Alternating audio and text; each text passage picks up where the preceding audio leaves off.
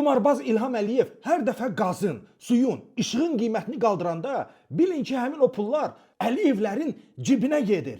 İlham Əliyev bir tərəfdən xalqın cibinə girir, o biri tərəfdən isə anaların anası olan Mehriban Əliyevaya babatmaya buraxır. Birinci vitse-prezidentin sadəcə bu fotosuna baxaq və görək ki, Mehribanın bir dəfə küçəyə çıxması neçəyə başa gəlir.